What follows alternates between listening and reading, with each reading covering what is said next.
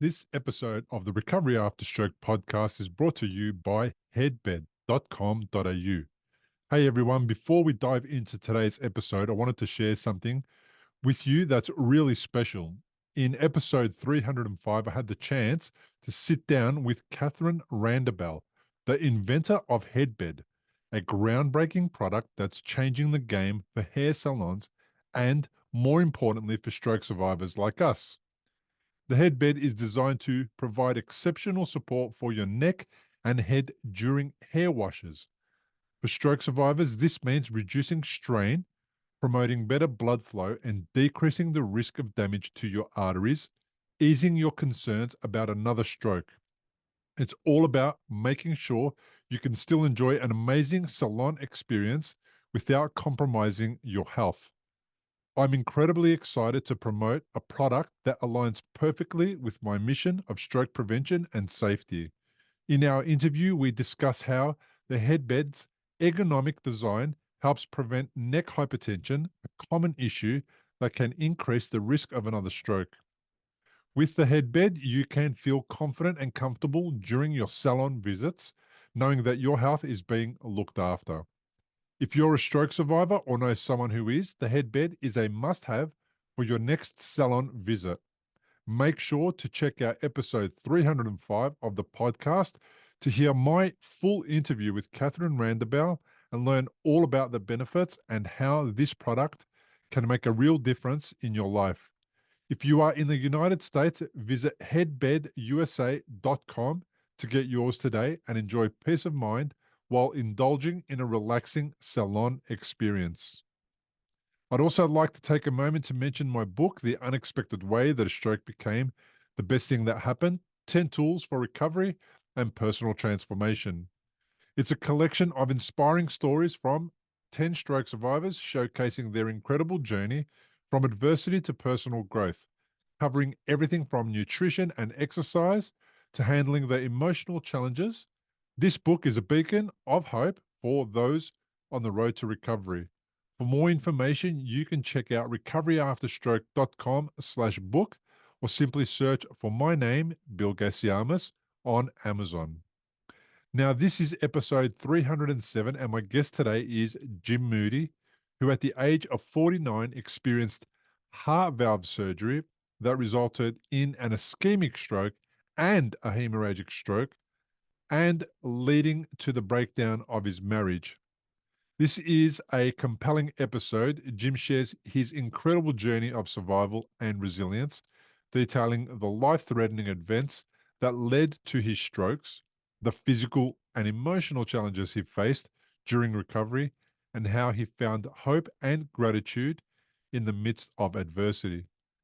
Join us as we delve into Jim's story of determination and the lessons he learned along the way. Now it's on with the show. Jim Moody, welcome to the podcast. Hey, thanks. It's good to be here. Lovely to have you here. Tell me a little bit about what happened to you. Yeah, so I was pretty healthy my whole life. I played competitive sports most of my life. I was healthy weight, healthy everything. And then in 2013, I had I blacked out and had to take an ambulance ride to the hospital. I wasn't sure what was going on. And little did I know, my whole life, like I said, I was very healthy, very active. Little did I know I had a ticking time bomb in my chest. I was born with a congenital heart defect. So this is a little bit different story than probably most of your interviews. Most of yours are straight up strokes or car accidents or whatever. Mine was the result of a heart surgery. So in 2013, I had to go have open heart surgery to replace a valve that I was born with, an aortic bicuspid valve, which means my valve was almost sealed shut. I was getting no blood flow to my brain and blacked out. So as a result of that surgery, I had a mechanical valve put in. Everything was looking great. Well, I had an ischemic stroke. So during that surgery, sometimes some of the plaquing or whatever in the surgery will break loose and head north to the brain, and that's what happened. So I had a ischemic stroke that night as a result of the surgery, and then it got worse. I had a massive brain bleed, and the pressure was building up so much in my skull. My brain was crushing itself. They said that I would never live. They told my family he ain't gonna make it out of here, and he'll never open his eyes again. So I spent 8 days. I went in under general anesthesia, had heart surgery, never woke up until 8 days later, when I was in a coma that whole time, being kept alive on ventilators and life support systems, feeding tubes. And then I woke up. Doctors never thought I'd live, and I woke up on day 8. Let's go. Anyway, so You just did it to prove them wrong. I said, I'm gonna live through this, man. I'm a fighter. But then after that, I spent 32 days in the hospital. I was very sick. I mean, I wasn't expected to live probably maybe not even past that 8 days. So I spent 32 days in the hospital before I could go home. It was a long time. So as a result of that, my brain was crushing itself. And here's a nice little souvenir. Nice souvenir. Ooh, that's a beauty. That's a craniotomy. So they took off half my skull, Yeah. and they took it off and stored it in under my skin and my abdomen for a few weeks, like a month and a half, and then put it back on. It's amazing what they can do. Just amazing. I mean, everything you've said is amazing. Heart valve replacement, ischemic stroke, uh, hemorrhagic stroke. We know what caused the ischemic stroke, but what caused the hemorrhagic stroke? Why did you have a brain bleed? I'm not sure. I mean, anything, during surgery like that, they're having to uh, adjust the pressures in your arteries, right? And so that can get off, or it doesn't. Who knows? But I had both. So I had the worst case scenario. I had the ischemic stroke started it, and the chain reaction that led to the massive brain bleed. That's, I think, what did the damage. When you woke up and they were able to assess you, what deficits did you have? Yeah. So I was in really bad shape. I mean, when I first came out, I had a lot of physical issues. So I was losing sight in my right eye. And this is even after I went home. I mean, this is weeks, months down the road. I was losing sight in this eye. First of all, my stroke, my brain bleed, and all the problems were in this front right lobe. All right. Everything else was, I think, okay. So I was losing vision in this eye. I was losing functionality in my left arm. I had, some major physical things going on. And I did have some other things like that I still deal with. So fortunately for me, I have been able to heal through most of the physical things. I mean, I healed through what I just talked about. I've got perfect vision in both eyes, full functionality. So my problem now is not any of the physical stuff. The problem is a lot of the memory stuff. I mean, so I had a lot of loss. I mean, for me, as a result of all of it, I mean, I suffered through a lot of loss. I lost, my memory, my health, my marriage, my friends, my family, my job. I was forced to go on disability. So it was a lot of loss. Your A lot of identity. loss. Yeah, everything. I mean, I lost it all. Mm. I spoke about that a little while ago, just before we began the podcast properly. You told me about the book. You bought a copy of my book. You're halfway through Yeah. it. You found a lot of similarities in the way that I went around about things, the way that you went about things. And a couple of days ago, I did the book launch, and I spoke about, my journey, the person I was before stroke, the way Mm-hmm. that stroke impacted us, and the way that I kind of responded after stroke. And one of the things I mentioned was all the losses. And man, they just stack up and quickly. And Yeah. it's overwhelming. And you get to that stage where you go, wow, and I don't know how much longer all these losses can go on for. How many more can I take, Mm-hmm. But All right. what's interesting is I feel like I got to rock bottom. I found a place that was rock bottom. When I recognized myself being there, it was like, oh, okay. Well, now it can't go further than this. Now there's only the way forward. How do you go forward from all the things that you experienced and all the um, losses? I mean, I got to say that one of the things I talk about, and one of the things I really do believe in is you can't change the past, so you can't focus on it. And I learned that really quickly that, I'm not going to change what happened to me, what was taken from me. I'm not going to change my healthy lifestyle, my career in medical sales, my income, the relationships I had with, some friends, families, coworkers, whatever. I'm not going to change that.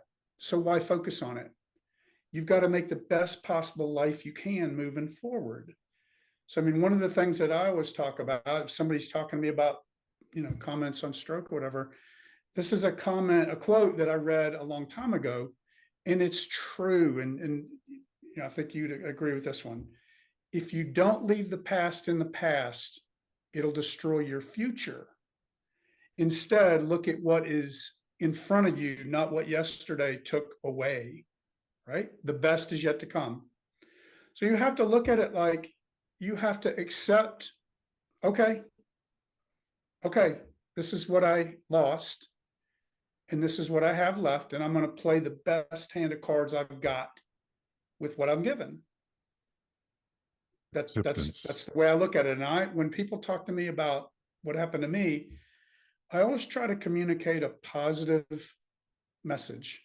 So it's a message of, hope and faith and optimism and happiness. And to other stroke survivors, we're survivors, an outlook, don't ever give up that you can't heal through this. I healed through stuff that the doctors are still shaking their heads. They're going, how do you heal through that? It could take a day, a month, a year, or 10 years, but people heal through this stuff. And, I still, I don't suffer with the physical stuff, but I still have memory issues, facial recognition, navigation. I drive everywhere, everywhere with Google Maps. I've lost all navigation. I can go somewhere, drive down to where I grew up, 20 minutes away, have no idea where I am. And without Google Maps, I couldn't get back home. I mean, I've lost all navigation. People don't understand that. Facial recognition's gone, no concept of time. That's the funny thing. I talk to my kids and I'm like, oh, I miss you. I haven't seen you in weeks. And they're like, Dad, we saw you like last weekend. Yeah. If you've had a stroke and you're in recovery, you'll know what a scary and confusing time it can be. You're likely to have a lot of questions going through your mind. Like, how long will it take to recover? Will I actually recover? What things should I avoid in case I make matters worse? Doctors will explain things, but obviously you've never had a stroke before. You probably don't know what questions to ask. If this is you, you may be missing out on doing things that could help speed up your recovery. If you're finding yourself in that situation, stop worrying and head to recoveryafterstroke.com, where you can download a guide that will help you. It's called 7 Questions to Ask Your Doctor About Your Stroke. These 7 questions are the ones Bill wished he'd asked when he was recovering from a stroke. They'll not only help you better understand your condition, they'll help you take a more active role in your recovery. Head to the website now, recoveryafterstroke.com, and download the guide. It's free. You gotta laugh at it. You gotta have a sense of humor about it. What are you going to do? As long as they understand where you're coming from and why you said what you said, then it doesn't really matter that you didn't realize. What's interesting is, facial recognition. So are you able to explain how it doesn't work? Like, what does that even mean? So you see my face now, and then what does that mean for my face later or tomorrow? I've seen your face on a number of your podcasts and obviously in your book and all that kind of stuff. So it's kind of in there now. But that was the mess. That was the mess. When I went back to work, I tried to go back to work. I was covering, hospital systems and accounts. I had about 150 accounts.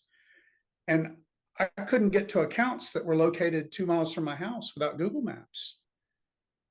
That's scary. And then the real thing with facial recognition, when I knew it was a real issue, was okay, I had the stroke and had all the issues and stuff, and tried to go back to work. And I would meet somebody, I would meet somebody on a Monday. Oh, it's nice to meet you. You know, here's my business card. I'd go back to that account maybe 4 or 5 days later and see him in the hallway and go, oh, hey, I've been wanting to meet you. Let me give you my business card, introduce myself. They're, what? I just met you like Monday. Facial recognition. It's a real challenge for me. So I can meet somebody and it won't lock it in.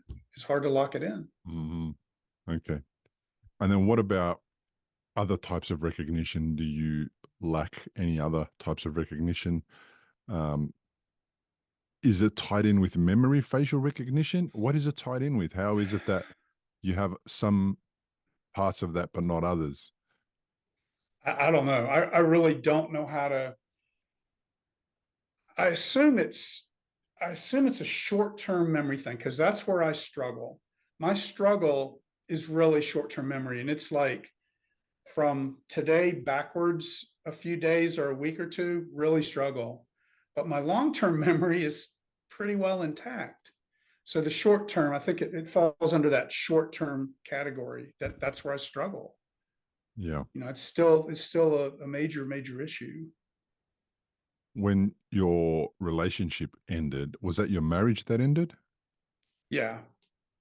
And Yeah, was that that, was my first marriage. We were married, a long time, 27 years. And did that end in the thick of your recovery or illness? What phase of the drama? right after all that. And it put, it puts this kind of challenge.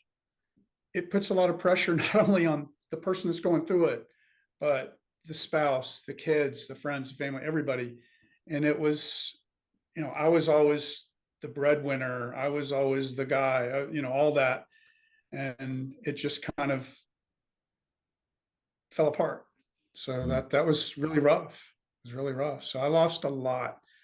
I had a lot of loss. So so it's 2013. So yeah, you had your troubles. You're 2012, right? Just ahead of 2012, me. yeah. Yeah. So 1 year ahead of me. We were both in the thick of all this mess at the same time. Mm-hmm. So yeah, a lot of loss. And over the last 11 years, it's been, I really took a lot of time to see how I could make my life better, how I could cope with this and that and loss and ongoing things, right? Like what I'm talking about. And that's where I was like, I found out some good stuff. And I think that healing your mental side is absolutely as important as healing your physical side. Yeah. And so Yeah. I've come up with things that have helped me deal with it. And I'm in a great place now. And, I've been trying to pass that along with stroke support groups and some videos and stuff like that. If I can help somebody like you are, I mean, it's a great thing. You mentioned that just before we started the recording, and we spoke about how you're presenting some of the things that are in my book. You're presenting them at your support groups, but unbeknownst to my book, you didn't know that my book was out yet and that I had this No, I had similar no kind idea. of philosophy. You were still already doing that. So tell me about the couple of things that you think are important in recovery. I agree with the mental health one because Absolutely. I also tie that into emotional health, and I think that they're separate, right? So when I go to a psychologist, the Greek word psychology, okay, means psyche, which is soul, and logic, okay, psych logic, and it means soul logic. So when you go and see a psychologist, what I feel like you're dealing with is not the head-based stuff. Perhaps there is an element of dealing with the way you think about things, etc. But what you're really dealing with is the emotional part, because your psyche, your soul I feel like kind of resides around your chest, your heart, in that area where the emotional space kind of sits. And I was at counseling, and very early on, I'm talking about within weeks of my first bleed, and I was in counseling talking about the emotional impact and the psychological impact and the mental impact of what it did to me to have a brain hemorrhage and then not be able to work and have a lot of those losses that we spoke about. So how did you tackle that? What did you have to do to deal with your mental health and your emotional health? I mean, I think that I realized pretty quickly, and I see it at some of on some of the stroke support meetings, that there's people that are really still stuck in this anger phase. There's people that they go through this, and right up front, they've got denial, they've got anger, depression, all this kind of stuff, and I think that right up front, I realized it, like I said, it isn't going to change it. And you have to accept what I call a new normal. This is your new normal, and you got to get okay with it. And when you do, this is really where I'm in a good place. I mean, when you accept your new normal set of circumstances, the quicker you'll be, and you'll find peace. The quicker you'll be comfortable in your life, and know, okay, that's the cards I've got, and that's what I'm dealt, and I'm going to make it the best life I can. I've got some great support systems. I've got some great things I can do, and it's not all bad. I mean, if there's any positive to it, I was in medical sales, just running the sprint every day, right? Holding on for dear life. My life changed, right? It's not all horrible. I mean, at this point in my life, okay, I'm not doing it anymore. My income went down, certainly, and my health is different, but I'm more peaceful now in my life. I have more of a feeling of appreciation for just quiet time and peace and time with family, stuff that I didn't really value before. I was just hanging on for dear life with trying to make the income. It was all about the money and the title and all that. And that's not me. Mm-hmm. I have a whole new sense of living and giving back. It's my focus. I focus on me, my physical health, my mental health, and trying to give to others. If there's anything that somebody can take away from what I've learned over my 11 years, then great. I try to pass it on. That passing on is really important too. I find it strange still, but I'm also doing it. So I observe myself, and I still think it's strange that I'll meet a stroke survivor who'll contact me via email and say, "Hey, I've had a stroke literally a month ago, 4 weeks ago, 6 months ago, whatever, and I want to share my story. I hope that it helps people." And that's crazy that I want to share my story. I hope that it helps people is one of the first things that comes into the mind of a lot of stroke survivors. And it did for me. And this is what the podcast is. It's totally, I want to help people. That's and awesome. That's what it does all the time, right? And I think it's a very critical part of stroke becoming the best thing that happened to me, because we've already, we've touched on a couple of things already. One of them was relationships, healing those and getting your family relationships and all that sorted. We spoke about already helping other people. We already spoke about getting your emotional and mental health. There's already 4 chapters of my book that we've spoken about. And that's what the other people that I've interviewed to make my book possible, that's what they did. I didn't invent this. We all defaulted to these things. Yeah. And just it's so like, you know, I just got your book Monday, so I'm only 40 pages into it. So I haven't read it all. So I just got it. So all this stuff that I'm trying to work on and deal with, that I have been for quite a while, is what I've been doing. I've yet to probably read any of that in your book, but I saw the chapters. I saw what the Yeah, chapters are about. And yeah, that's just right in line with kind of my thinking on it. yeah. That's fine. I mean, it will be um, it'll be familiar to you, and it's going to be familiar with to a lot of stroke survivors, even if they haven't embarked on the journey yet, because Mhm. they're going to be things that they recognize. You know, when I wrote it, I thought this book sounds like every other book I've read that's about personal development, or Mhm. that's about um, self-help and all that kind of stuff. And I thought, oh man, it's just the same old same. And there's a reason why it's the same old same. It's because it's the default. It's where people go instinctively and know what they need to attend to. Now, it might take ages to attend to all of those things, but they know to go there, and they do improve their nutrition. They do improve their sleep. They do improve their relationships, and they do help other people, and they do find their purpose. Because purpose isn't something that you start. It's not the first. It shouldn't be the first chapter of the book where, oh, I know I'm going to work out what my purpose is. That's not how you work it out. How you work it out is by taking steps to improve your health, your well-being, your emotional state, your relationships, other people's health and well-being, mental well-being, emotional state. Like, and then all of a sudden, what they do is you look back and you look, how far have I come? And even if the change has been, incremental, and your change has been only 5 or 10% further along, physically in some areas, and then it might be 20 or 30% better in emotional state. It might be, 30 or 40% better in your nutrition. And all those wins make you feel like you're in control of your recovery. They make you feel like you're in Mhm. control of your future and what's going to happen down the road. So, I love That, it when that's I ex- hear.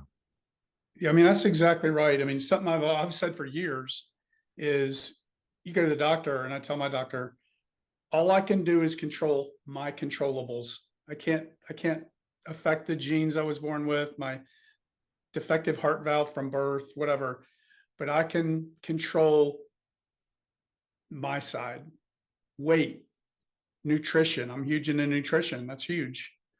Sleep, exercise, no alcohol, no smoking, no drugs, all that stuff. You know, all you can do is do that, and that will certainly provide you with the best healthy physical self that you can do. I read something the other day. This is alarming. I was reading something up on stroke. So this country, I don't know about Australia, I can't speak for that. This country has obesity problem, and a lot of it goes back to sugar. And if you get diabetes, you have doubled your risk for a stroke or a second or third or whatever stroke. So this country is just, diabetes is just soaring. And people don't realize that that's a huge cause of it. You double your risk. You Control your dou- controllables, Yeah, you double your risk you of know, heart disease. You increase your yeah, risk of cancer, all of it. and it's just easy. It's an easy fix. You just stop consuming sugar, um, especially that refined stuff that you get in sodas, Yeah, and in it's horrible. packaged and processed food and all that type of stuff. You just get that out of your diet, and things start to improve Absolutely. It's by gone. themselves immediately. You can lose weight just by cutting out sugar. You can improve your overall health. You can speed up the process of the healing of your brain during Absolutely. recovery from a stroke. It was one of the first things that I stopped doing. I stopped consuming sodas, and then that Yeah. led to stopping to consume other things that had sugar in them, and that made a massive difference in reducing the fatigue, the fatigue in my head, um, and just making my body healthier, and then providing a better vessel to heal my brain going forward. Yeah, it's the modern day food supply that's killing everybody. I mean, yeah, I've had a war on sugar for a while. I eat very little sugar, I eat very clean, intermittent fasting, keto diet. I've lost 45 pounds and kept it off for about 6 or 7 years. Mm, That's the key to it. it's not necessarily calories. It's sugar and it's preservatives and artificial sweeteners. So Yeah. I eat very clean, and that's really key. Yeah. And it helps you sleep better. It helps you have a better mental state, Yeah, a better for sure. emotional state, especially if you're previously one of the people that, has an emotional scenario and then has to have like some food to help quell the Hmm. emotional, uh, discomfort. If you can stop having alcohol and food to quell your emotional discomfort, what's going to come up is emotional issues that you haven't dealt with. And that makes it possible for you to be aware of where the emotional issues are and then to tackle them and then to go after them in counseling and to resolve them and to put them to bed and to leave them in the past and to move on.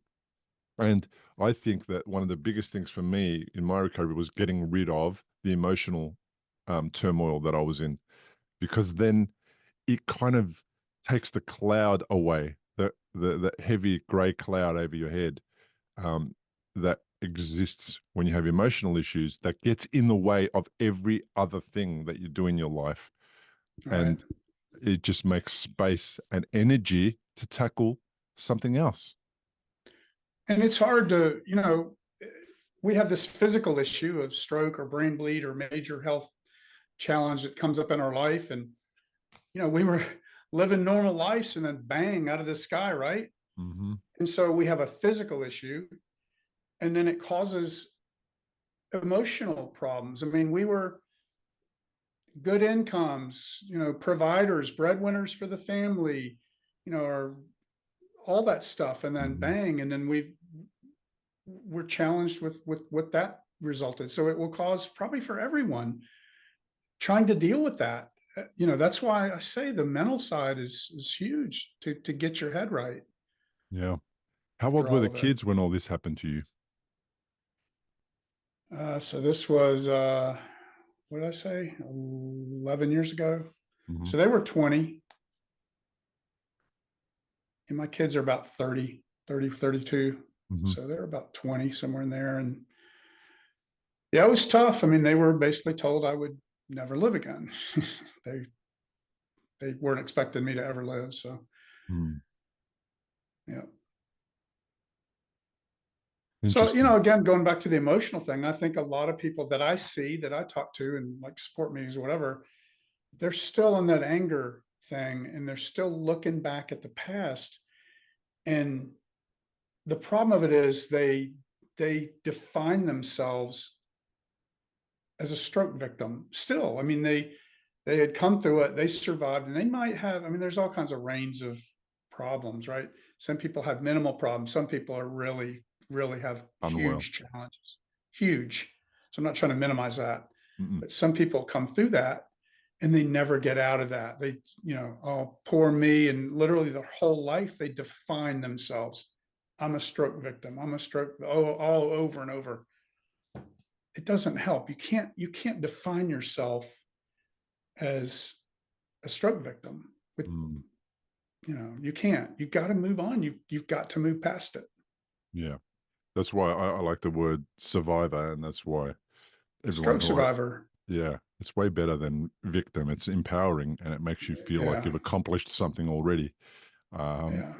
rather than, being beaten down by this thing that happened to you that you never asked for. Yeah. Because I do see it. And I think it's sad. I mean, I do see people that will never get out of that they're kind of stuck in that. And I do get it. I'm not trying to minimize it. I've been there.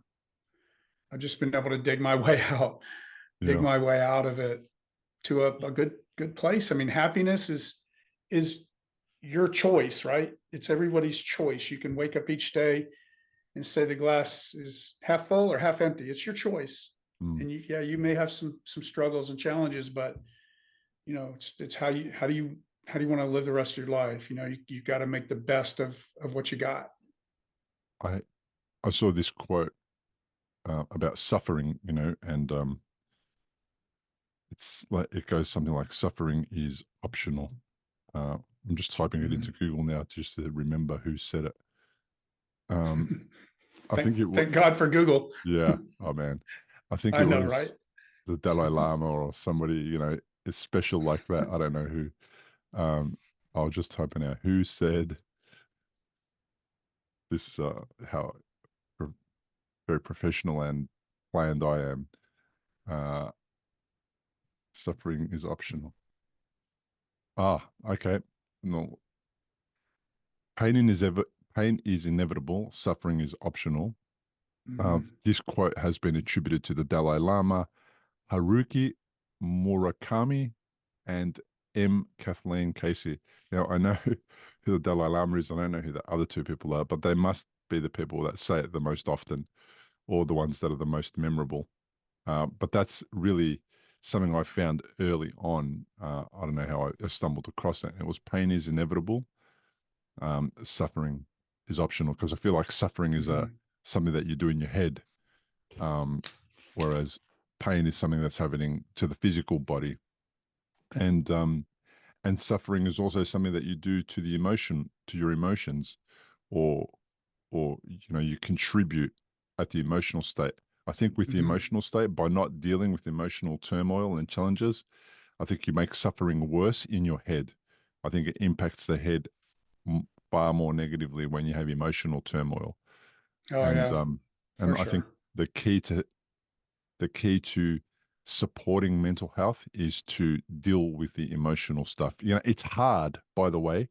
It's not easy to go where it's emotionally challenging and difficult. It's really hard.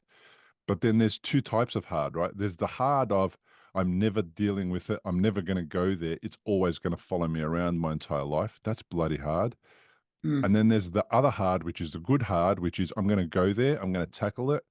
We're going to battle it out, and I'm going to persevere, and I'm going to overcome it, and I'm going to have relief. And then I'm going to have, it's like suffering with purpose. I'm going to go there. I'm going to get an outcome, and it's going to be a positive outcome. And that's a good thing, because you get a result for doing the hard work. Um, and you need to do that with support. You can't do that necessarily on your own. You might go to a counselor. You might have a good friend. You might have a pastor or a priest or somebody that you can go to and help you overcome that. But it's really important. It's one of the most important things. Yeah, I mean, one of the things whether it's a physical challenge as a result of what we went through, or emotional or whatever, I think I think it's really important to go through and accept like what happened to you. So that I was Googling some stuff, and I looked up, and there's 5 stages of grief. Mm, And a lot of people are still stuck in that, like I'm talking about. And look, I'm not trying to minimize, there's some true challenge, mm, but you've got to get to the final stage of grief. I just put this video out, so I don't think you've seen it. It's out on YouTube. If mhm. anybody wants to see it, I think it's important. This could be applied to stroke or death of a family member, whatever. It's grief in general, but I think it's true. So I went through this in this video. It's about 5 minutes long, whatever it is. It's the 5 stages of grief. And it's really important to go through those first 4 to get to that last one. Because until you get to the last one, you're not going to be a happy individual. You will What are let they? your challenge define you. So it's denial. Mm-hmm. Oh my goodness, I can't believe this happened to me. I'm totally healthy. Anger. A lot of people are stuck in anger, right? Bargaining. Oh my goodness, if I could just get better, if I could just heal, I'll do this, fill in the blank, whatever it is. Depression. So a lot of people, again, they've kind of let this define who they are. They can't move on. I mean, you might not be a A big marathon business runner. leader, whatever your income might, but don't get stuck in a depression because you're not a big breadwinner anymore or something. It's a Mm, different life. It may be a better life, peaceful life, right? mm, mm, And the very last one, if you don't get to this, you're not going to be probably happy. Acceptance. mm, The quicker you can get to acceptance, again, accepting your new normal. If you don't get to that final acceptance and move on, it's not good. mm. When you were in hospital, and what, it was 30 something days before you woke Yeah, up. 32 days in the hospital. And then what was your rehabilitation like? What are the things that you had to tackle? Mainly it was, I hated it too. I was the worst. I was the worst patient in rehab. I hated it. I fought it, whatever. So mainly it was the losing the functionality of my left arm. You know, like I said, when I first woke up, and after that 8 or 9 days, and then a week or two later, whatever it was, you know, I really losing fun. I couldn't button my shirt. I couldn't use much of this left arm, and you know, going and moving something from the left to the right, and you know, this kind of thing of working with the therapist to try to see what the mobility function of my arm was. And I mean, it didn't get better within that hospital. I don't think within that hospital stay, but then it healed. I mean, that's where, you know, amazing that most of my physical stuff healed. I mean, I'm pretty athletic today and enjoy, you know, I'm very thankful for that. I'm the most thankful individual on this earth for what I have at this point, not what I lost. I have a, you know, a good physical life. You know, I'm still suffering with some of the other stuff, you know, that we talked about. Mm. It's really cool. Not everything came back. Yeah. You Yeah. know? How does the vision affect you now? Oh, my vision is, that's the thing. I was going blind in this right eye because the brain bleed or whatever blew out or affected the optic nerve in the back of this eye. I was losing vision in it. I'm like, I don't have contacts or glasses on now. I mean, my vision is almost 20/20. I wear contacts or glasses for distance, way out. Other than that, vision's pretty normal. Yeah. I mean, I'm very thankful. I'm still shaking my head how I healed through some stuff I should never have healed through. Mm. Yeah. Yeah. It is cool. It's just really cool to hear it. I mean, you had like the triple, you know, like it's the triple, like it's a heart issue, an ischemic stroke, and a hemorrhagic stroke. It's Yeah. just, I know why the doctors were so concerned early on. You know, you Yeah, make my sense. neurologist that would come in and visit with me, and my, you know, my family's in there, and he would look over at me and he said, well, what a shame he'll never leave here alive out of this hospital. And when I followed up with him after all this, he said, I've been a neurologist for 25 years, and I've never, ever seen anybody in your condition with the pressures in your skull and what it was doing to your brain live and come back. So don't ever give up hope. Don't ever give up hope. You can heal through some of this stuff. I agree. I agree. And the recovery keeps happening decades later. And Right. if you heal your emotional state, that's a massive part of healing. And that makes you feel so much lighter and better and easier. And then that makes way for other healing. And it just keeps going. Like if you're, I remember the old me, I used to focus on problems. Look at all my problems. Here's another problem. Right. Oh, there's a problem there. And the more I focused on problems, the more problems I had, right? And Mhm. then I started focusing on solutions. And then the more I focused on solutions, the more solutions I found, the more problems I solved. And I was able to put everything to bed, so to speak, and to rest and move on and just keep going forward. So that was really a big shift in the type of person I was before stroke and after stroke. I noticed a significant, and I think I couldn't, I mean, because I really had problems after stroke, didn't I? Like I had a ton of things that I had to um, overcome. Imagine just focusing on the negative side of it and how easily they could just get you down and Mhm. mess with you and get in the way of every recovery.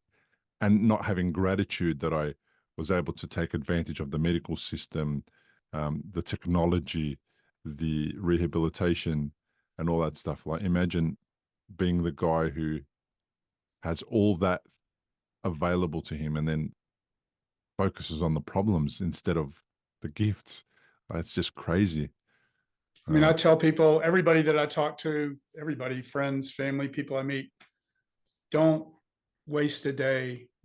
I was dead. I was literally being kept alive for 8 days on life support and came back, and I get to spend, my kids live, both my son and daughter, they live 10 minutes away. I get to spend time with them. I have a great life. It's not perfect, right? But it's a great life. There's nobody on earth more grateful and thankful and happy to be back. When you've had what I went through, essentially died, lost everything as a result, and then came back. Yeah. Cherish every day, man. Don't waste a minute. You know, Yeah. one of the things I say again is, if you're lucky enough to get a second chance in life, don't waste a minute of it, man. That's it. Don't waste a second.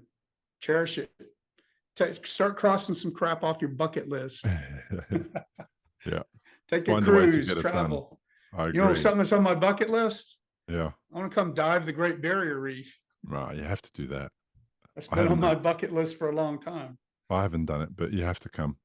I've been up to that part of our amazing country. I've been near there, but diving is not my thing. And I'll take your word for it that the Barrier Reef is beautiful when you do it. I'll believe you. Well, that's one of the things that I hate about what happened to me. If there's one thing, I was a huge scuba diver, and because of my mechanical heart valve sitting in there, I'm on blood thinner for the rest of my life, and I can't dive to any kind of a depth. So, if that's the worst of it for me, all right, whatever. You can snorkel it. Oh yeah, I can snorkel all day long. Yeah. Can't dive to. And even if you don't dive and you snorkel it and you're just in that part of the world, that's a win, man. I'm gonna get over there one of these days. Yeah, that's a win.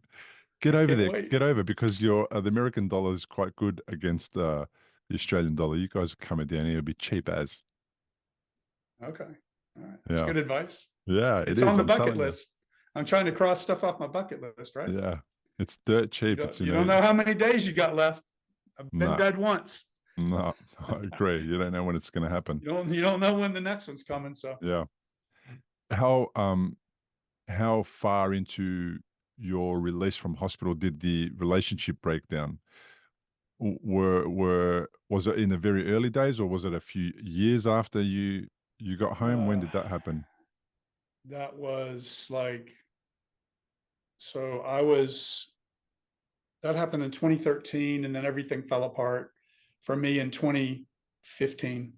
Okay. Everything. Yeah, I lost everything. Yeah. It's common. So, I hear a lot about it. I spoke to literally the previous person who I interviewed. The interview hasn't gone live yet. This guy, this guy's like a cat. Like, he's got 9 lives. He's had two, it hasn't gone live yet, but anyone listening to this, by the time you've heard this, it will have gone live, right? So it was the interview before this. The gentleman's name was Ritesh. So he's had 2 kidney transplants. He's had type 1 diabetes his whole life. He's had a brain hemorrhage. And the second kidney transplant and brain hemorrhage all happened around the same time. And for him, the brain hemorrhage happened as a result of getting hit in the head because of I don't know what they call it, the sail. He was sailing. Oh, the mast, the boom, mast. The sailboat. Yeah. Yeah. Came across. Yeah. Oh. Yeah. And whacked him in the head. That's bad. So in that time, he lost his relationship. He had a hemorrhagic stroke, and he had to have a second kidney transplant. And it was all before the age of 38. Yeah, it's really funny. I almost started laughing. So when you say like a cat, 9 lives, there's a guy at the gym that I go to, and he knows my story all too well. And I was supposed to have died at birth. I weighed 3.5 pounds at birth in 1964. So that's about a 0% chance of living, right? And then 11 years ago, I had about a 0 chance of living again. So when I walk into the gym and see that guy, he goes, Hey, it's 9 lives. That's what they called me at the gym. 9 lives. I said, all right, I've burned up 2 of them. I got 7 left. Man, that's a lot of lives left. I got 7 left. I'm gonna try to get through them slowly. Yeah. Go easy. No That's diving to interesting. 180 feet anymore on scuba because my blood has to Yeah, be thin. yeah. And thin blood doesn't make for a good type of condition to dive. What does it do? How does diving Nah, impact the blood?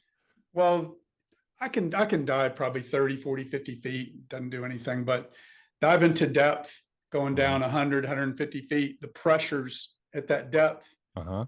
because my blood has to be thinner than normal blood just to make sure it flows through the heart valve perfectly. I monitor it. It's simple. I keep it in normal range all the time. But if I dove to depth, like big depth, it can push it across into the brain because it's thinner. Uh-huh. Just depth, and that's really for anybody if they have any kind of a blood issue or whatever. You shouldn't be diving 150, 60 feet, whatever. It's a deep dive. What do you? What's down there at 150 feet? What's the point of going down there? I don't understand it. So tell me. There's some awesome stuff down there. I've been diving all over the Caribbean, Grand Cayman, and Cozumel, and I mean all over the place. There's amazing shipwrecks. Go over the edge of the wall in Grand Cayman, and I mean you just can keep going and going forever and ever and see every type of giant fish and sharks and colors of the rainbow of the corals. I've been doing it for a long time. Can you I see haven't done it in a long time. at I haven't done it 150 since. feet? Can you see anything? I'll tell you, the water I've got a picture I took. I took a picture at 165 feet, which is deep, right? In Grand Cayman, just off the wall, over the edge of the wall, all the way down. Some corals and some fish. I took a picture down there, and you'd think you're in 2 feet of water in a swimming pool. The water's so clear, the sunlight penetrates hundreds of feet. Mm-hmm. Whereas some of the ocean, it's churned up. It's murky. You can't see 2 feet in front of you. It depends on the dive site. I mean, there's some of the clearest waters in the world in the Caribbean. You can see forever. Mm-hmm. It seems like. Do you feel the actual pressure on your bones, on your body? Do you feel the squeeze? How does that work? You do if you do a little. If you get down, I used to go down. I think the deepest dive I've been to is like 175. You get down around 140, 50, somewhere down there. You feel it in taking breaths off your regulator. So it's a little harder to breathe. You don't really feel, you feel a little bit, but the water column, think of the water column 178 feet deep pressing in. Your body is not, it's pressing in from all angles, so you don't really feel it. I mean, at 100 feet or something, it's 5 or 6 times the atmospheric pressure at sea level. So, up here, it's like 14 pounds per square inch, like where you're sitting. The pressure on your body is like, I think it's 14 pounds per square inch of pressure. You don't feel it, right? But you go down to 100 and I'm guessing you go down to like 140 feet. You're at 5 times that. So now you're at, what? 100, I don't know. I don't know what it is. I'm 70, 60, 80 pounds of pressure per square inch. Yeah. Yeah. So it's a significant increase. Every 33 feet you go, you add another 14 pounds. So you can do the math on that. Yeah. So what is the hardest thing about stroke for you?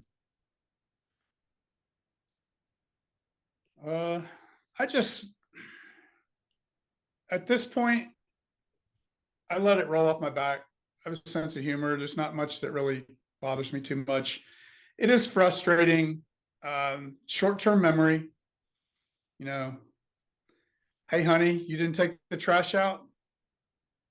Memory loss, you know, Yeah. something that I talked about earlier in the day or the day before. That's kind of frustrating. And navigation. I mean, I've gotten lost within a couple of miles or, 2 or 3 miles from my house. It's amazing to me. Somewhere where I grew up and have lived nearby for 20 years, I have no idea how to get around. I mean, people don't understand that. All my navigation is gone. I mean, I can get around mainly through the interstates, and I know most of the exits and stuff here, but it's amazing that it really stripped away navigation. So I have to drive by either Google Maps or reference points like, oh, that's right, I know it's near that whatever restaurant. But then do you know how to get to that whatever restaurant?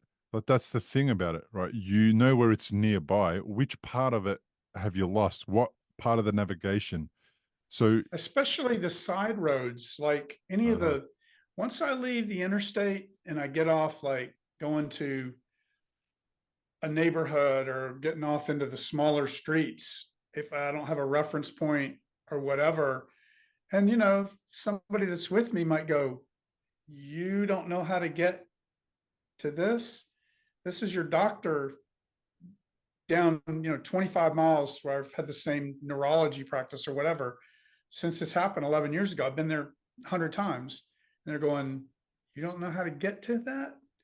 And then once I'm getting there, you're having to put that in Google Maps to get home. So that's kind of frustrating and actually embarrassing. That's embarrassing to, think that, somebody's asking you, we just came from home to here, and you're having to put in Google Maps back to get home. I'm like, hey, memory technology, loss, technology, thank God. navigation. It's amazing. So that's what I say. I mean, people that haven't gone through what we have, they wouldn't understand. They don't. And that's what's good about your book and your podcast is we can relate. I mean, people, some of the deficits, that I would have or whatever with navigation or confusion or whatever, they would go, what? I'm going, yeah, it got taken down. What Got about taken out. north, south, east, or west? Do you have that? Yeah. I've got basic navigation, but Yeah. But the intricacies of streets and how to navigate which turn to take and all that type of thing, that's the part that's not there. and I'm good with, like I said, I know where to turn. Oh, I've got to turn at the baseball field or whatever. So I kind of have these certain reference points and I know, okay, there's my turn. What about car And park? time, Finding that's your another car. thing. Time is really bad. I don't have a good reference of time. Yeah, before we go to Time is time, totally stripped away. what about finding your car in a car park at the mall? That I was gonna mention that. Disaster. So when I was a medical rep, I'm parked in the parking decks and the parking lots and stuff, right? I come out and there's a 6 or 7 story parking deck. I have no idea where I parked. I'm walking the parking deck for 30 minutes trying to figure out where my car is, right? And at the mall or whatever. So, okay, I got really smart with that. So with my cell phone, when I go somewhere, I either put in my phone notes, like my car is directly across from the whatever. I take a picture of the number of the spot, or I take a picture of my car with what's in back of it. Oh, there's a whatever store. So I know where my car is, or I'll put a note in my phone, level 5 facing the hospital, whatever, right? That's another thing I was going to say. I rely on my cell phone, and that is the one tool that has enabled me to have a pretty normal life. I use my phone for everything from Google Maps, calendar with recurring alarms and alerts for everything, notes on everything, screenshots on tons of stuff to reference later. I mean, I'm huge on that, huge on the cell phone. I And, remember I remember one time going to we call them shopping centers. We went to the shopping center, and it's only a 3-level car park. And I parked the car And this was just after I'd started driving again and was kind of at home preparing some ingredients for dinner.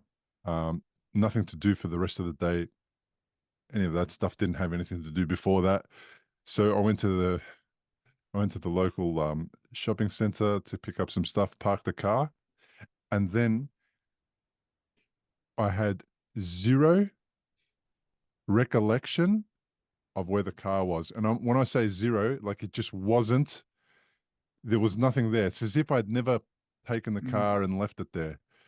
And I remember walking out and going, and this particular shopping center has got about 4 car parks on either side of the building. And I knew which one I was in, at least which one to go to, but I couldn't tell you at all where the car was. So I remember walking around the whole thing to find the car. And in the middle of it, my brother rang and he says, "Hey, where are you? What are you doing?" I said, "Oh, I'm just walking around the car park at the shopping center." "So where are you doing that?" It's because I parked my car, but I've got no idea where. Yeah. And it took me about After 20 you've minutes. done that a couple times, like I have, Yeah. when you park it, I can park in a sea of a million cars now. I go right back to it Yeah. because I'll make sure I'll have notes or pictures or something in my phone that'll get me back to it. Because that's a scary thing. All right, I got it's a quick story. You ready? Yeah. Regarding this? Yeah. This is really frightening. It's one of the scariest times in my life. So right after my stroke, it was even worse. My confusion, my navigation, right after it, like within a year, probably when I got out of the hospital, soon, right? So I went to go meet somebody, and my confusion, my navigation issues are really worse at night because it's dark. I don't have any reference points, right? That really makes it worse. I can find my way around during the day because I've got reference points. At night, I'm out. I don't know anything. Everywhere by Google Maps at night, right? This is really bad. This is just one of the scariest points in my life talking about this. I went downtown Atlanta, real downtown, right? I went downtown and I was meeting somebody down there in the heart of Atlanta, and I parked my car on a parking deck, probably 5-6 stories, right? It's raining, it's dark. I go in, have dinner, and I really came out really late for me. It's raining, it's dark. I come out of the restaurant and I wasn't paying attention where I parked it, right? I take off from the restaurant, walking. It's raining.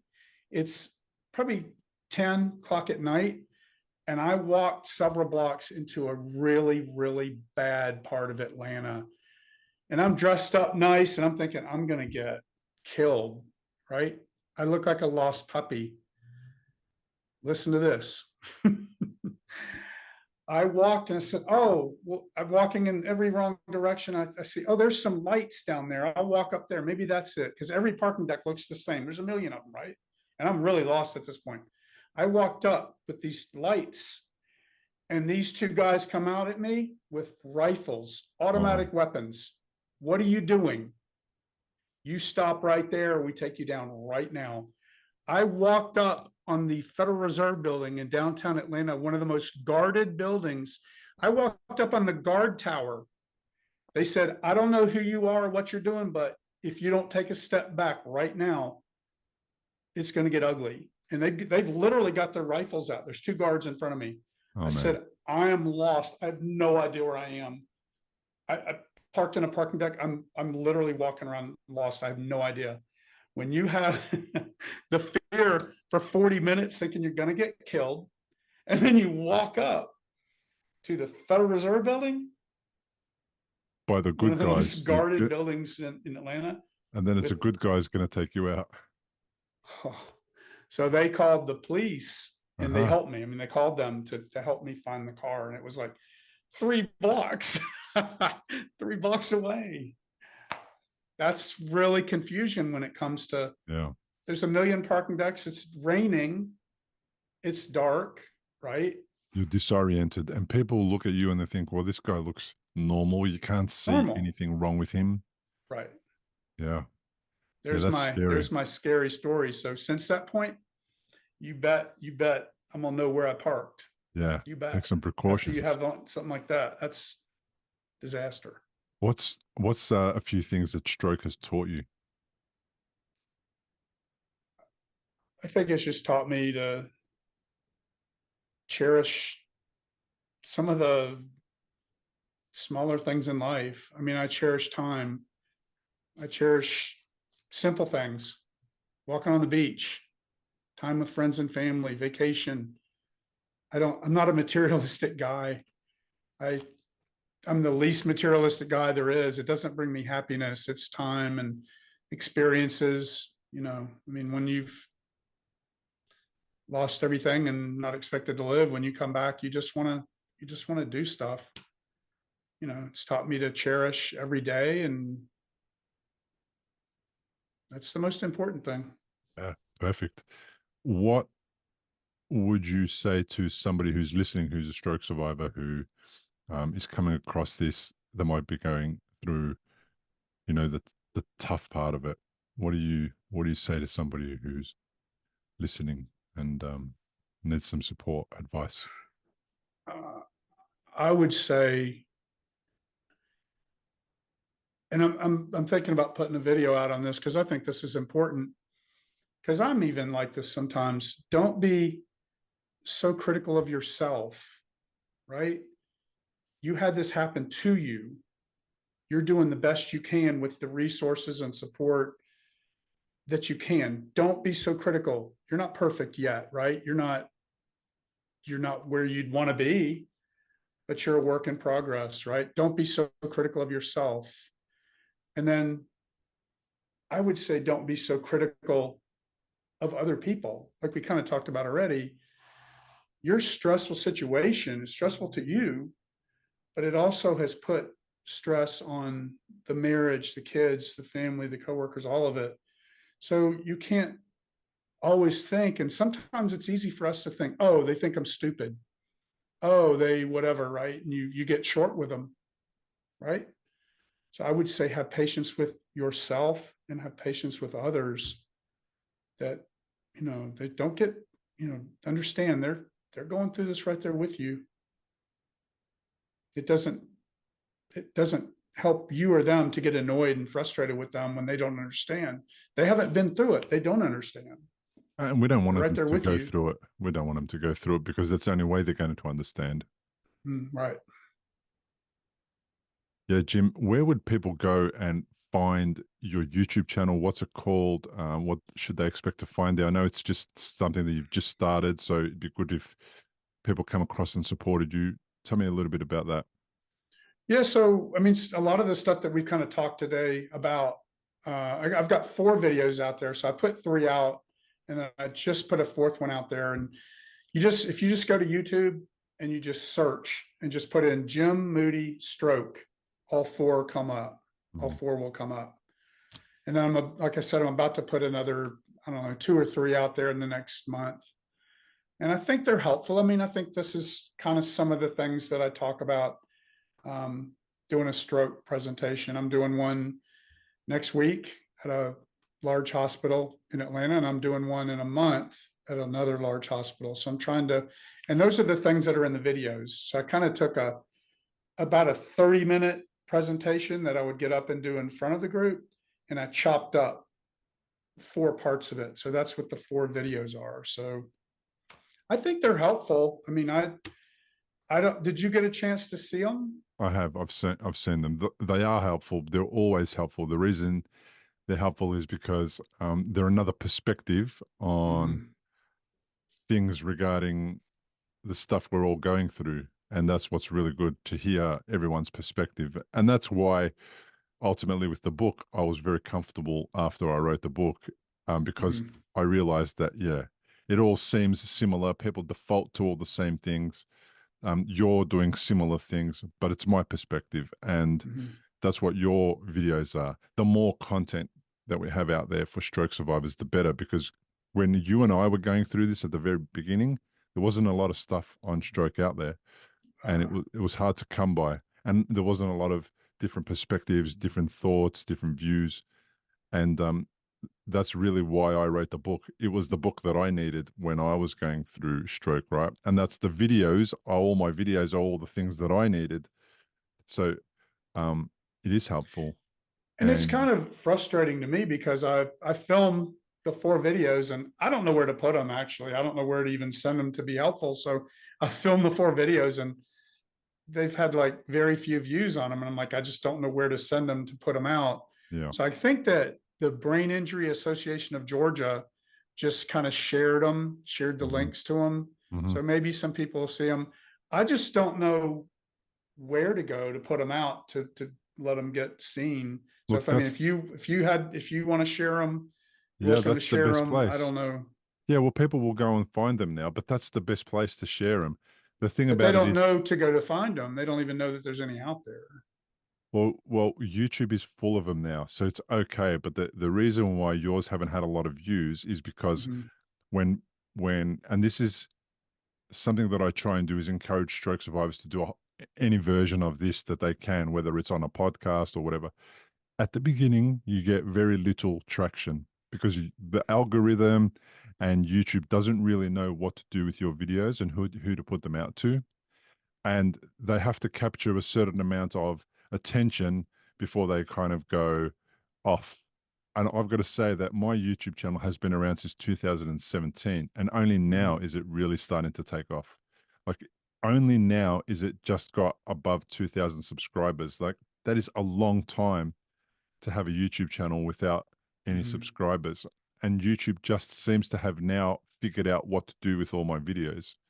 I've seen a lot of your videos. I watched a bunch of them before I prepared for this. Yeah, but the And early ones but we're not getting any traction at all, Jim. So I mean, unless somebody is going out there searching, like I don't, yeah, going out on YouTube and hitting in the search, they wouldn't even know that any of my stuff's out there. But if I yeah, could put it out under stroke support groups, podcasts, whatever, yeah, YouTube, yeah, if I could put it out there to where people within that population yeah. even know that there's a resource out there. I mean, right now you just throw it out on YouTube and nobody's searching for that. I don't think on YouTube. I don't know. They are 100%. They are. But what's good about YouTube is that it is a place to catalog it and store it there, so you can easily send people there. Somebody who you come across in your presentation, you could easily say, like you just said to my audience, go to just search Jim Moody stroke and they'll come up. And that's the perfect place to have them because it's central and everyone can go there. Right. So you're doing it the right way. Just keep doing it. And and you know what, realistically, I think while you're doing it is, it's less about, like, it seems like there's this a two-pronged approach. It's less about the fact that they're not getting views, although it's clearly a beneficial thing for other people if they get views, but it's more of a getting it out there, creating the content and making it available, and cataloging it in this place so that it's accessible to anyone for free who might want to watch it. And you're just starting out, so don't let it don't look at the numbers. Just keep doing what you're doing, and then it'll grow. Yeah, I'd gotten to a point where I was just like, there's nobody watching them, so why bother to film anymore? It's like, Yeah. nobody sees them. If I had that approach, if I had that attitude, then this podcast would never have happened. Yeah, The curve that's true. starts with being flat for a long, long time, and then eventually it starts to go up, but it's flat for a long time, and then it changes. And for me, I'm at 300 episodes, and like I said to you, Yeah. it's only just started to, to go north. But before that, it was a struggle. But nonetheless, the few people that were finding it were starting to share it. The few people that were finding it were appreciating it, were reaching out and saying thank you, leaving comments, telling me how impactful it was. And you and I, back then, we didn't have any of that, so now the amount of stuff has proliferated, and that's really good. And we need more. So you got to keep doing it because you'll get better at it. And don't look at the views. Forget about the views. Well, I mean, I don't really care. I don't care if it has 1 view or 1,000,000. If it's helpful, great. If it's not, I'm not going to continue doing it. So kind of my view on it. It's like, It Not is, doing it but to waste my time. If it's helpful, great. Whatever. If it's not, it tell me is, it's not. it is helpful. But that's the thing. It's like you're judging whether it's helpful based on how many times YouTube has put that in front of other Right. people. Right. And that's not the judge of being helpful. It's helpful to stroke survivors of all shapes and sizes from everywhere around the planet. The thing about it is, Google are the ones who, and YouTube are the ones who determine whether or not your videos go to the audiences, and then that's where we kind of get a little bit disheartened because we think that nobody wants to see it, but it's actually Google is not sending it out. And Hmm. and then that changes later somehow. I don't know exactly how, but it does. Yeah, I don't know how the Google thing works with that relationship, but I just know, like I said, the only people that have really viewed it was some of the Brain Injury Association of Georgia. They put it Yeah, out there. So that's the that's a only good place start. that, it's a good That's a start, I good guess. start. That's a great start. I really appreciate you reaching out, getting a copy of the book, sharing your story, doing the stuff that you're doing. Thank you so much for being on the podcast. It's great. It's good to be here. And I think you and I share the same desire to just try to give back. That's what I'm trying to do. Just try to give back. I've got so much now in my life, and there's a feeling of gratefulness. And if I can help one person out there, great. Thanks, Jim. Well, thanks again for joining us on today's episode. I hope you guys enjoyed Jim's story.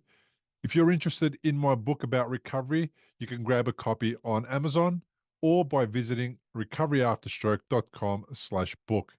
To learn more about my guests, including links to their social media, and to download a full transcript of the entire interview, head to recoveryafterstroke.com/episodes. A huge thank you to everyone who has left a review. It means the world to me. Reviews are crucial for podcasts to thrive, and your feedback helps others to find this valuable content, making their stroke recovery journey a little easier. If you haven't left a review, please do so. Consider leaving a 5-star review and a few words about what the show means to you on iTunes and Spotify. If you're watching on YouTube, leave a comment below the video, like the episode, and subscribe to the show on your preferred platform to get notifications of future episodes. Now, if you're a stroke survivor with a story to share, come and join me on the show. The interviews are not scripted. You do not need to plan for them. Just be yourself and share your experience to help others in similar situations. If you have a commercial product that supports stroke survivors in their recovery, you can join me on a sponsored episode of the show. Just visit recoveryafterstroke.com/contact, fill out the form with your category, and I'll get back to you with details on how we can connect via Zoom. Thanks so much for being here and listening. I truly appreciate you. See you on the next episode. Importantly, we present many podcasts designed to give you an insight and understanding into the experiences of other individuals. Opinions and treatment protocols discussed during any podcast are the individual's own experience, and we do not necessarily share the same opinion, nor do we recommend any treatment protocol discussed. All content on this website and any linked blog, podcast, or video material controlled this website or content is created and produced for informational purposes only and is largely based on the personal experience of Bill Gassiamis. The content is intended to complement your medical treatment and support healing. It is not intended to be a substitute for professional medical advice and should not be relied on as health advice. The information is general and may not be suitable for your personal injuries, circumstances, or health objectives. Do not use our content as a standalone resource to diagnose, treat, cure, or prevent any disease for therapeutic purposes or as a substitute for the advice of a health professional. Never delay seeking advice or disregard the advice of a medical professional, your doctor, or your rehabilitation program based on our content. If you have any questions or concerns about your health or medical condition, please seek guidance from a doctor or other medical professional. If you are experiencing a health emergency or think you might be, call 000 if in Australia, or your local emergency number immediately for emergency assistance, or go to the nearest hospital emergency department. Medical information changes constantly. While we aim to provide current, quality information in our content, we do not provide any guarantees and assume no legal liability or responsibility for the accuracy quality, currency, or completeness of the content. If you choose to rely on any information within our content, you do so solely at your own risk. We are careful with links we provide. However, third-party links from our website are followed at your own risk, and we are not responsible for any information you find there.